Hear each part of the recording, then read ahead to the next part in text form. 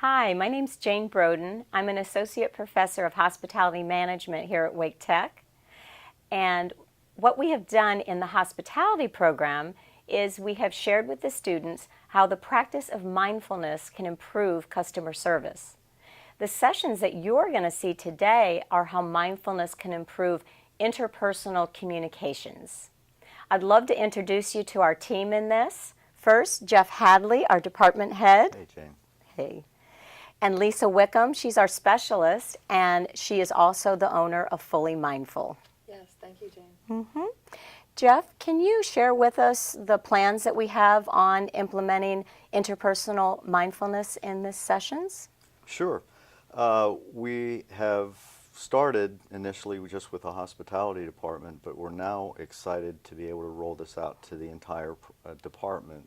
So the culinary arts program and the baking and pastry arts program will now be included in this, and we're really looking forward to that. It's not just a thing about service here we're talking about. It's back of the house, front of the house as well. Fabulous. So we're really looking forward to doing this.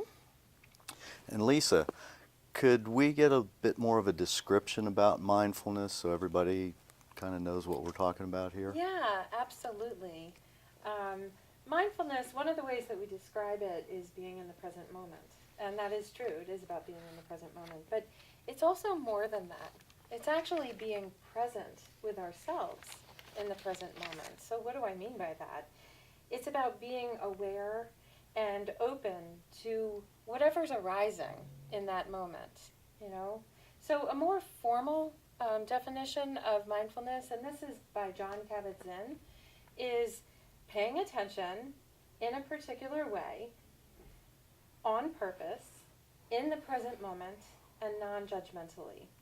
So that's a lot of words in there, and I like to pull a couple of those words out because they're really important when we're talking about what is the nature of mindfulness. The first word is attention, you know, paying attention, being aware, noticing. The next word that's really important is intention, this idea of setting an intention, doing this on purpose. So, in other words, it's not just happening by chance. It's a skill set. We're doing this on purpose. And then the third word that's very important, attention, intention, and then attitude. So in mindfulness, the attitude is this attitude of non-judgment, a non-judgmental attitude, kind of meeting whatever's arising with a sense of kind regard, right? So being mindful in the moment, checking in with ourselves, right? Checking in with what's going on internally within ourselves, our thoughts, our emotions, even the physical sensations that we're experiencing. And then also being aware of what's going on around us externally. This is a huge skill set. It gives us a lot of information to respond to any given moment.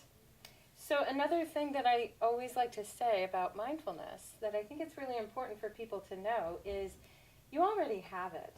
We all are born with this natural human capacity for mindfulness. In the same way that we're born with skin and bones and heart and lungs, we're born with this sense of awareness.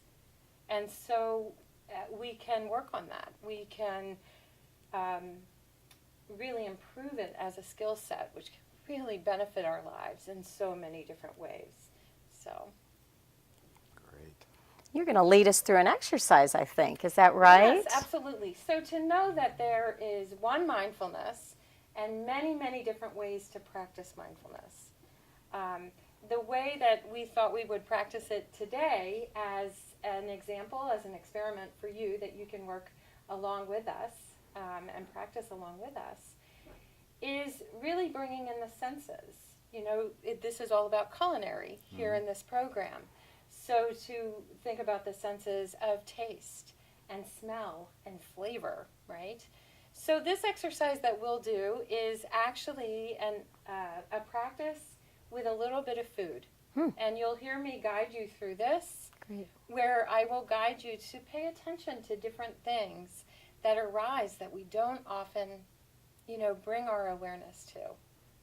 So what we'd like you to do now is hit the pause button, and whatever you happen to have at home or wherever you are, The best item would be raisins if you have them, but if you don't happen to have raisins in your cupboard, any small morsel would do.